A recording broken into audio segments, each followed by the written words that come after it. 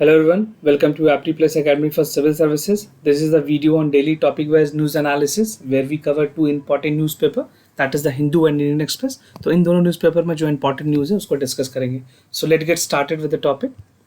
So these are the list of the topic that I'll be discussing with you. Today is 18th of July. So the first topic is UGC and the examination guideline. The University Grant Commission has come up with the examination guideline. About that we'll discuss. Now UN Economy and Social Council meet, which was recently held. Zydus Cadila vaccine trial plans. The fourth topic is migration right to vote. The migrants, basically the migrant laborers, they talk about this particular thing. Now the fifth topic is delimitation in the Northeast. And apart from this, we'll have some MCQs question with the explanation of previous day question. So stay tuned till end of this video so that you get the correct explanation of the yesterday questions, right? And before I start, I would like to tell you that we have started a free CSC Prelims Current Affairs revision module. So this is dedicated to the aspirants who are appearing for Civil Services 2020. So by all our eminent faculty, you will get the free of cost video lectures. So this would be there in our IS Gyan website. So do check the link, and this will start from 20th July. And there's no fee for this course. You can make any voluntary contribution, whatever you feel it's like comfortable to you, right? We are not obliging any complimentary fee for that. So this is completely free of cost. So do check the description link of this video. You will get the details about that. Now coming to the first news, that is UGC and the examination guideline. You can find this news in the Hindu. आपको आज के हिंदू में मिल जाएगी. बात करें importance की, तो ये प्रीलिम्स में बहुत ज़्यादा इंपॉर्टेंट नहीं है ये news, but again it is very important for your general studies paper 2, right? Paper 2 में और अगेन पेपर 3 में भी ये चीज़ें पूछी जा सकती है. Now what UPSC is doing, they are clubbing both the paper. So इन दोनों सेक्शंस में ये चीज़ें इंपॉर्टेंट है. UGC, that is university grant commission, उन्होंने जुलाई 6 को एक गाइडलाइन दिया था. This was regarding the conducting of final year examination जो यूनिवर्सिटीज़ लेवल पे होंगी. तो उस गाइडलाइन के बाद जो स्टूडेंट कम्युनिटी है उनमें काफ़ी पैनिक है कि how the thing will work, because everything is still in the lockdown. और जो ऑनलाइन एग्जामिनेशन है उनके बहुत सारे लिमिटेशंस हैं इंडिया में, not in the major cities but जो Tier 2 सिटीज़ हैं, इंटरनेट कनेक्टिविटी और जो बेसिक कम्युनिटीज़ होनी चाहिए ऑनलाइन एग्जामिनेशन के लिए, वो अभी भी एक चैलेंज है स्टूडेंट कम्युनिटी के बीच में. सो जो guideline I, the guideline has stated that a performance in the examination is necessary. तो गाइडलाइन के मुताबिक यूजीसी का कहना है कि एग्जामिनेशन की जो परफॉर्मेंस है वो बहुत ज़रूरी है परखनी, इवेलुएट करने की, and it reflects the competence, performance and the credibility necessary for the global acceptability. Because देखो, कोई भी आप कोर्स करते हो तो उस कोर्स के बारे में आपको पूरी जानकारी होनी चाहिए. अगर आप बैचलर की डिग्री कर रहे हो तो you need to be thorough with the subject. If you doing the master you need to have more domain expert on that particular subject. So every subject whatever you having a honours और a degree, you need to be thorough with the subject itself, right? And talking about the latest जो UGC की जो communications हुई, उसमें 182 जो universities हैं उन्होंने already examination conduct किए, and 234 are planning to hold the examination in August and September. So this is the panic the student they are will not forward to continue with the examination. उनका कहना है कि जब ये situation normal हो तभी examination conduct की जानी चाहिए. और एडिटोरियल में जो हमारे एडिटर हैं उन्होंने भी इस चीज़ को सपोर्ट किया है कि अगर ये डिले हो एक सेमेस्टर तो उसके लिए कोई बहुत ज़्यादा पैनिक करने की ज़रूरत नहीं है. स्टूडेंट्स को रिलैक्सेशन का टाइम देना चाहिए, because pen and paper model से अगर वो अच्छे से परफॉर्म नहीं कर पाए तो उनका अल्टीमेटली जो कैरियर में जो रिकॉर्ड्स मेंटेन होना है उस पर काफ़ी ज़्यादा इम्पैक्ट पड़ सकता है, राइट? ना ऑब्जेक्शंस की बात करें, कुछ स्टेट्स ने इसके लिए ऑब्जेक्शंस किया है. तो सबसे पहले Punjab, Maharashtra, West Bengal, Delhi, Orissa and Tamil Nadu, they have already raised the objection about this notion that they want to go for the online examination and not the pen and paper examination. और जो उत्तर प्रदेश है, they have announce that it universities will hold the examination. तो this is something Uttar Pradesh has announce, but हो सकता है ये भी बैकड्रॉ करें. And Delhi University's student have termed this decision to be arbitrary and discriminatory. तो जो यूनिवर्सिटी ऑफ दिल्ली है उनके स्टूडेंट ने कहा कि इस तरह का जो डिसीजन आया यूजीसी की तरफ से वो काफ़ी डिस्क्रिमिनेटरी है स्टूडेंट के लिए, and that is not welfare for the student, and they have challenge this order in the Delhi high court, right? तो इसको दिल्ली हाई कोर्ट में चैलेंज की गई है. मैं बात करें कुछ ग्राउंड रियलिटीज़ की about the education system in India. So education system in India continue to be it's a examination centric system, अभी भी हमारा जो सिस्टम है यूनिवर्सिटी लेवल पे भी वो एग्जामिनेशन सेंट्रिक ही है। और यहाँ पे सिर्फ जो जोर दी जाती है वो ability to recall the facts and the information rather than understanding those facts and the ability to learn them in the practical situations।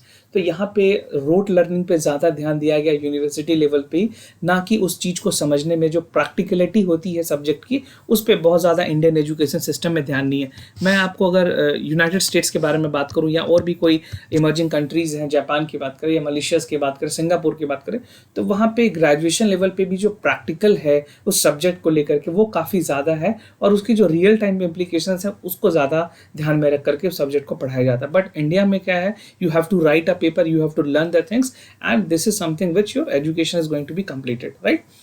And most teachers are not well trained, they are setting the papers जो वो set कर रहे हैं on the online open book examination, that is also not the level of the competitive examination that a student is going to face in the further of the career। तो जो India के जो education system है जो graduation level पे, उसके बाद बच्चा जब कॉम्पिटिटिव एग्जामिनेशंस में आता है, so there lacks the variation of the quality and the competence which he has to perform in the real examination of the competitive examination। आप में से कई लोगों ने भी अगर मॉडरेट लेवल की यूनिवर्सिटी से अगर ग्रेजुएशन किया होगा तो you know it very well, क्योंकि वहाँ अभी भी जिस लेवल पे क्वालिटी होनी चाहिए एजुकेशन की, चाहे क्लास टीचिंग होनी चाहिए, जिस तरह से मेथडोलॉजी है, जो पेडियोलॉजी फॉलो करने की ज़रूरत है, वो नहीं फॉलो की जाती है। और जब आप कॉम्पिटिटिव एग्जामिनेशन में आते हो तब you face a lot of problem because the quality was not been delivered in the first year, second year, third year और the semester level of the universities. Now, 100 of the students have taken this unfortunate step because of the examination stress। और India में examination has become a stress and the examination module is somewhere more directed to the examination centric, right. ना बात करें कुछ important concerns की, तो at present जो हमारी हायर एजुकेशन सिस्टम है दैट इज़ ओवर रेगुलेटेड और अंडर फंडेड। तो यूनिवर्सिटीज़ में जो फंड की बात की जाए, जो यूजीसी की तरफ से फंड्स आनी चाहिए, वो भी अंडर फंडेड है, अंडर स्टाफ्ड है और अंडर रेगुलेटेड है, right.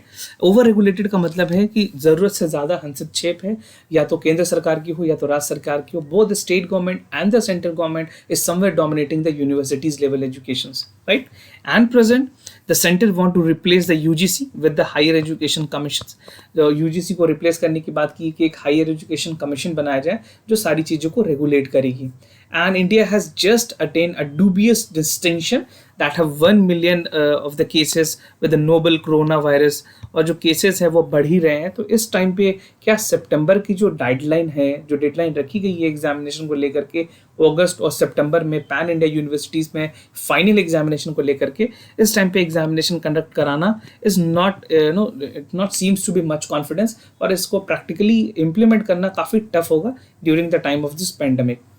And if the virus continue to spread, no university's administration will be in a position to announce the examination, और basically student will continue to be in limbo. Limbo का मतलब होता है confusion, there will be in confusion for their futures, right. तो let's see how the things would work out, whether they would be given some grace marking. This has to come something from the University Grant Commission, and the government and the particular state concerned university has to decide that how the future of the final year student would be decided upon। तो उसके बारे में एक जिक्र है, आपसे एक analysis based सवाल पूछे जा सकते हैं जिसको आप मेंस में लिख पाएंगे। Now moving to the other topic, no before we move there's a conclusion that the unprecedented times जो है यहाँ पे ज़रूरत है कि एक बोल्ड स्टेप लिया जाए, UGC must act accordingly उसके हिसाब से, and that should be the benefit for the student। जो स्टूडेंट सेंट्रिक बेनिफिट है उसके तरफ आगे बढ़ने की ज़रूरत है, and let the mental health of the student and their anxiety to be taken into the account। तो स्टूडेंट के साथ जो मेंटल स्ट्रेस है due to the education system, due to the examination, उस सारे चीज़ों को ध्यान में रखने की ज़रूरत है। Now the other topic is UN Economy and Social Council meet। This is there in the Hindu। आपको नेशनल पेज में ये मिल जाएगी। ये आपके प्रीलिम्स के लिए भी बहुत ही इंपॉर्टेंट है, और जनरल स्टडीज़ के पेपर 2 जहाँ bilateral and regional grouping agreements हैं वहाँ पे ये चीज़ें इंपॉर्टेंट है। तो प्राइम मिनिस्टर ने बेसिकली कहा है कि there need to be have a reform multilateralism की ज़रूरत है। He called for the reform multilateralism, और he was speaking to the high level dialogue on the UN economic and social council, जिसको ECO SOC भी कहते हैं. This is a they were discussing the multilateralism after कोविड-19 और जो theme था discussion का that what kind of UN do you want we have after the 75 anniversary. तो ये डिस्कशन इसके बारे में ही कॉन्फ्रेंसिंग की गई थी, हाई लेवल मीटिंग थी कि 75 एनिवर्सरी के बाद अब किस तरह से पोस्ट कोविड मल्टीलैटरलिज्म को आगे बढ़ावा देने की ज़रूरत है. नाउ द PM सेज कि there is need to have more representative. इसको जो UN economic and social council है इसको और ज़्यादा रिप्रेजेंटेटिव बनाने की ज़रूरत है. So this we are talking about right. Now moving ahead, what is the India's belief. India की क्या बिलीफ है. तो बात करें इंडिया हैज़ बिलीव कि जो path to achieve the sustainable peace and prosperity should be through the multilateralism. Multilateralism promote करने की ज़रूरत है. जो और इम्पॉर्टेंट कंट्रीज़ हैं that should participate and make this forum more tangible. और बेसिकली जो भी इम्पॉर्टेंट जो लीडर्स हैं उस एरियाज़ में या उस रीजन में उनको ज़्यादा से ज़्यादा पार्टिसिपेटरी का मौका मिलना चाहिए. And India has also advocated कि जो मेंबर हैं of the United Nation that should pledge for the reform in the world body. और जो प्राइम मिनिस्टर है उन्होंने कहा कि जो मल्टीलैटरल सिस्टम है that need to be more representative, जो मैंने आपको पहले शुरुआत में बताई थी. Now India has extended the assistance of 115 countries जहाँ पे हमने एक सेटअप किया था कोविड इमरजेंसी फंड के लिए और जो साउथ एशियन नेबरहुड कंट्रीज़ हैं उनको मदद की थी. सो this is something is a example of multilateralism and this is something which India shows की जो हमारी एक्ट ईस्ट पॉलिसी है, जो नेबरहुड फर्स्ट पॉलिसी है उसको प्रमोट किया जाए. Right. Now moving ahead, there's a good news coming from Zydus Cadila regarding the vaccine trial plans. So this is there in the Hindu और ये आपके prelims examination के लिए भी बहुत important है. और जनरल स्टडीज़ के पेपर 3 जहाँ पे साइंस एंड टेक्नोलॉजी के रिलेटेड जो टॉपिक्स हैं उसमें भी क्वेश्चन पूछे जा सकते हैं. ना तो जाइडस कैडिला ने प्लान किया है कि वो अपने लेटर स्टेज ऑफ ट्रायल्स में है कोविड-19 वैक्सीन के और उनका कहना है कि फरवरी मार्च तक उनकी जो ट्रायल्स है दिस इज 2021 राइट. फरवरी मार्च 2021 तक उनके ट्रायल्स ओवर हो जाएंगे. And if trials succeeded, Zydus could produce more than 100 billion of doses yearly, right? Initially they will do this much. और भी कंपनी है जैसे भारत बायोटेक है, उसकी जो कोवैक्सीन ऑलरेडी मैंने डिस्कस किया हुआ है. एक हमारी यूट्यूब पे स्पेशल वीडियो भी है, आप प्लेलिस्ट सेक्शन पे जा करके उस वीडियो को देख सकते हैं जहाँ पर मैंने डिटेल में कोवैक्सीन के बारे में बताया है. तो कोवैक्सीन भी डेवलप हो रही है, that is by Bharat Biotech. Zydus ने भी अपना स्पेशल वैक्सीन जाइकोडी के नाम से वी वैक्सीन बनाने के लिए वो आगे बढ़ रही. ह्यूमन ट्रायल फरवरी एंड तक ख़त्म हो जाएगी. उसके बाद जो भी पॉसिबिलिटीज़ हैं, जो भी लूप होल्स हैं उसको टिक करके आगे वैक्सीन की मैन्युफैक्चरिंग की जा सकती है. Now they being to develop the world fight pandemic, जो पूरे विश्व में जो पेंडेमिक है और भी ऑक्सफोर्ड के साथ भी कोलैबोरेशन के साथ वो काम कर रहे हैं. ऑक्सफोर्ड की भी कुछ ड्रग्स है वो भी काम ट्रायल पे हैं. तो लेट्स सी, बहुत सारे इंपॉर्टेंट अभी 3-4 ह्यूमन ट्रायल चल रहे हैं ग्लोबली, जो अगर सक्सेसफुल होती है तो पूरी ग्लोबल लेवल पे it could cater the entire human kind, mankind. Now Zydus has said that it would be looking into the 7 and little more than months for the vaccines. इनको कहना है इनके मुताबिक कि 7 महीने के आसपास इनको चाहिए होंगे पूरे वैक्सीन डेवलप करने के लिए. Now the early stage of the phase 1 and phase 2 human trial are likely to be concluded in the next 3 months. तो possibly by next 3 months, by the नवंबर और अक्टूबर के टाइम तक ये कंप्लीट हो जाएगी और जो फाइनल थर्ड ट्रायल है, जो लास्ट स्टेज है, वो फरवरी और मार्च तक कंप्लीट हो जाएगी. राइट. नाउ मैं जाइडस कैडिला के बारे में आपको थोड़ा बताऊं. इंडियन कंपनी है, बहुत ही रेपुटेड कंपनी है and this is also known as Cadila health care limited, एक इंडियन फार्मास्यूटिकल कंपनी जो कि अहमदाबाद गुजरात में लोकेटेड है. और company is one of the leading pharmaceutical company in India which is the manufacture of generic drug. Bharat Biotech, Zydus Cadila, Sun Pharma, ये सारी बहुत ही रेपुटेड हेल्थ केयर कंपनीज है जो कि जेनरिक ड्रग बनाती हैं. Now Zydus Cadila is among the India's top drug maker by revenue. Revenue के मुताबिक इनकी जो शेयर है वो 10th नंबर्स पे है and it is planning to produce more drug like remdesivir जो ड्रग्स है उसको बनाएगी. and the high demand of remdesivir drugs है because of the COVID-19 patients. और रेमडेसिविर का, हाइड्रोक्सीक्लोरोक्विनिन का, इन सारे वैक्सीन का काफ़ी ज़्यादा जो मेडिसिन हैं, ड्रग्स हैं, इनकी एफिकेसी काफ़ी ज़्यादा देखी गई है. नाउ पैक्ट की अगर बात करें, जो जाइडस कैडिला है उन्होंने पैक्ट भी किया. तो they have signed the pact with US firm Gilead sciences. Gilead के बारे में भी हमने पहले डिस्कस किया हुआ है. तो ये इनके साथ ड्रग्स बनाएंगी आगे. और अगर इंडियन फर्म कैपेसिटी की बात करो तो they have up to 4 lakh doses of remdesivir in the first month after that won the regulatory approval. तो अगर ये इनको अप्रूवल मिला तो ये आने वाले टाइम तक और बहुत अच्छे अमाउंट पे नंबर ऑफ क्वांटिटीज़ का ड्रग्स मैन्युफैक्चर कर पाएंगे, right. Now coming to the other topic, that is the migrants' right to vote. This is by Teesta Setalva. She is a advocate. She is a human right activist और बहुत ही ज़्यादा proactive रही हैं ये टीस्टा सेटलवा जो हैं। इनके बारे में आप डिटेल में विकीपीडिया में भी पढ़ सकते हैं। Now she talks about the migrant rights, और अब जिस तरह से कोविड-19 की पेंडेमिक है उसमें माइग्रेंट्स को किस तरह से इलेक्शंस में पार्टिसिपेट करने की ज़रूरत है। So the pandemic has underlined the highlighted issues of the migrant labor and their voting rights. और 2012 की स्टडीज़ के मुताबिक अगर चलें तो 78% ऑफ द माइग्रेंट लेबर्स के पास उनके आईडीज़ हैं and they have the name in their voter list of the home cities. और जो हमारे कॉन्स्टिट्यूशन की आर्टिकल 326 है उनके मुताबिक प्रोवाइड दैट कि election to the house of the people and the legislative assembly of the state should be conducted on the basis of adult suffrages.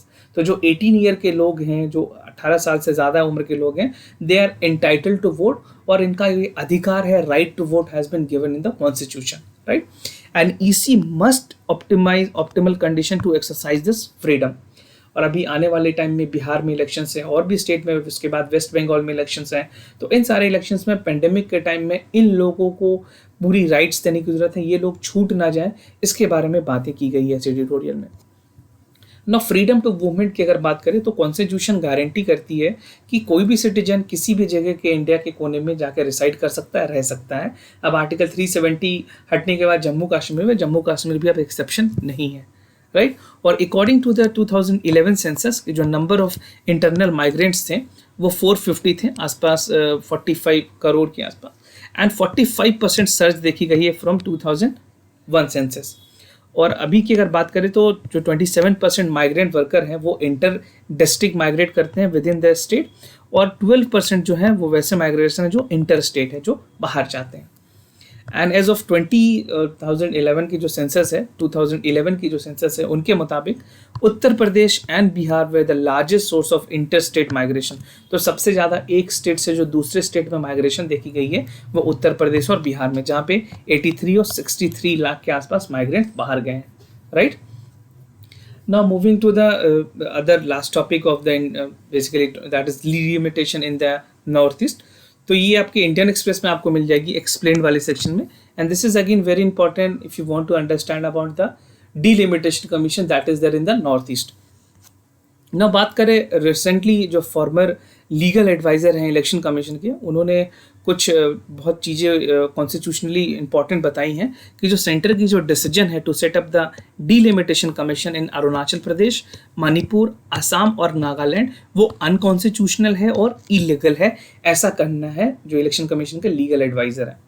Now when delimitation commission took place, तो जो rest of the country है from 2002 to 2008, these states were left out. Basically ये जो 4 state मैंने आपको बताया, अरुणाचल प्रदेश, मणिपुर, असम और नागालैंड, इनको छोड़ दिया गया था क्योंकि जब 2001 के सेंसस थे इनको कहा गया कि आगे वाले सेंसस में इनको इंक्लूड किया जाएगा, right. Now what is delimitation? अगर delimitation की बात करें तो delimitation is a act जो कि रिड्रॉ करती है बाउंड्रीज की लोकसभा में और जो स्टेट असेंबलीज हैं उनमें पॉपुलेशन वाइज किस तरह से सीट की बंटवारा की जाएगी, और ये नंबर ऑफ सीट्स एलोकेट करती है इन द स्टेट्स। जो पूरी ऑब्जेक्टिव है इस डिलिमिटेशन कमीशन की to provide the equal representation for the equal population segments, एक फेयर डिवीजन हो जोग्राफिकल एरिया बेसिस पे जहाँ पे no political parties has an advantage, right. और जो कॉन्स्टिट्यूशन की आर्टिकल 82 है इंडियन कॉन्स्टिट्यूशन की, वो प्रोवाइड करती है, it provide for the enactment of delimitation act after every census by the parliament. और जो आर्टिकल 170 है, दोनों आर्टिकल आप याद रखिए, काफ़ी इंपॉर्टेंट है। और जो आर्टिकल 170 है, state that the state did not divide into the territorial constitution as per the delimitation act and after every census. तो जो डिलिमिटेशन है that way done in the part of the representation act 1950, जो हमारा RPA act है, representation of people act 1950, उसके मुताबिक सारी चीज़ें रेगुलेट की जाती है, राइट। ना नॉर्थ ईस्ट की अगर बात करें तो नॉर्थ ईस्ट के कुछ इंपॉर्टेंट कंसर्न्स है। तो नॉर्थ ईस्ट में basically the centre has move the 4 state जो मैंने आपको बताया, and the JNK comes under the backdrop that is unrest because of the CAA, जो सिटीजनशिप अमेंडमेंट एक्ट है उसको लेकर के यहाँ पे देखा गया है। And people are more concern कि CAA के बाद how the things will work, जो रिप्रेजेंटेशन है उसमें कितना ज़्यादा इम्पैक्ट होगा, right. Know with delimitation changes, जो नंबर है नॉर्थ ईस्ट में वो क्या चेंज होंगे, तो नहीं होंगे, नॉट इन द 4 स्टेट, सिर्फ नॉर्थ ईस्ट के 4 स्टेट में नहीं। There is a freeze till 2022, जो डिलिमिटेशन कमीशन के जो आगे जो आई थी रिसेंट में, उन्होंने 2026 तक इनको फ्रीज कर दिया है, both in the Lok Sabha and the assembly election in the state. But delimitation will redraw the boundaries of the seat in each state and can redraw the number for the reserve of the seat in the STs और ST, जो schedule caste है, जो schedule tribe है, उनके हिसाब से उनको कितना रिप्रेजेंटेशन की जरूरत है स्टेट में या लोकसभा में, वो भी डिसाइड करती है। तो for time being it has been freeze till 2026, right. Now मैं आपको ये बता दूं कि हमने एक डेडिकेटेड चैनल स्टार्ट किया है for daily answer writing practice. तो आप हर सुबह आपको यहाँ पे क्वेश्चन मिल जाएगी और अपने आंसर आप हमें टेलीग्राम चैनल पे 6 PM तक भेज सकते हैं। तो वीडियो के डिस्क्रिप्शन की लिंक ज़रूर चेक कर लें, जहाँ पे मैंने इसका लिंक दिया हुआ है, और ज़्यादा जानकारी यहाँ से चेक कर सकते हैं। नाउ आगे बढ़ते हैं अपने आंसर की तरफ। और आंसर में आगे बढ़ने से पहले मैं ये बता दूं कि आप में से जिन लोगों ने हमारे यूट्यूब चैनल को सब्सक्राइब नहीं किया है, तो do subscribe the channel and do not forget to like hit button on this video. आप इस चैनल वीडियो को लाइक भी करें, शेयर करें, और इसके प्लेलिस्ट सेक्शन में बहुत सारे इंपॉर्टेंट वीडियोज़ हैं जिसको आप देख करके अपने प्रिपरेशन में हेल्प ले सकते हैं। कंपाइलेशन है, सारी चीज़ें आपको इस वीडियो में मिल जाएगी इस यूट्यूब के प्लेलिस्ट सेक्शन में, एप्टी+ academy for civil services, right. अब बढ़ते हैं अपने क्वेश्चन आंसर की तरफ। तो जो फर्स्ट क्वेश्चन थी कल की, उसकी जो आंसर है वो है A, that the statement 1 is incorrect. GDP price deflator measures the difference between the real GDP and the nominal GDP. और जो स्टेटमेंट 2 है वो इनकरेक्ट है, that the nominal GDP does not include the inflation with the real GDP include the inflation. So this is from the Indian economy by Ramesh Singh, वहाँ से आप reference मैंने लिया है, आप उसको डिटेल में वहाँ पे पढ़ सकते हैं। Now moving to the second question, यहाँ भी करेक्ट आंसर है ए। जो फर्स्ट स्टेटमेंट है वो करेक्ट है, that the person should be an outsider, that is he should not belong to the any state where he is appointed and he should be free from the local politics. And statement 2 is incorrect. While appointing the governor, the president is required to consult the chief minister of the state concerned, right? So the sources here is Indian Polity by M. Lakshmikant. So statement 1 is correct, statement 2 is incorrect. Now moving to the today's MCQ question, आज के जो सवाल हैं। तो पहला सवाल है science की तरफ, क्योंकि जनरल साइंस से कई बार UPSC एग्जाम्स में पूछती है, तो आपके लिए काफ़ी ज़रूरी है कि आप जनरल साइंस से भी क्वेश्चन प्रैक्टिस करें। तो consider the following statement with reference to acquired immunodeficiency syndrome. AIDS से रिलेटेड आपको स्टेटमेंट कंसीडर करनी है। तो the disease is caused by the human immunodeficiency virus, जो HIV है उसके द्वारा, and the disease alter the digestive system of the affected person. So which among the following statement is correct? A, B, C या फिर D? So whatever you feel is the correct answer, you can write your answer in the comments down below. Now the second question is from the current affair. This is the current affair because Chabahar port was there in the news. 2 दिनों से हमने इसको discuss किया है, तो ये काफ़ी ज़रूरी है कि आप इस पर क्वेश्चन भी प्रैक्टिस करें। तो चाबहार पोर्ट से जो रिलेटेड स्टेटमेंट है कि Chabahar port lies in the gulf of बारबेरा और Chabahar port is located in the Makran coast. So which among the following answer is correct? A, B, C या फिर D? So आप एक बार चेक कर लें, मैप भी चेक कर लें, और जो करेक्ट आंसर है वो हमें कमेंट सेक्शन में ज़रूर बताएं, राइट। और अगर कोई भी कंसर्न हो तो हमें ज़रूर बताएं, will be more than happy to assist you. For time being I am signing off, wish you all the best, stay home, stay safe, thank you so much.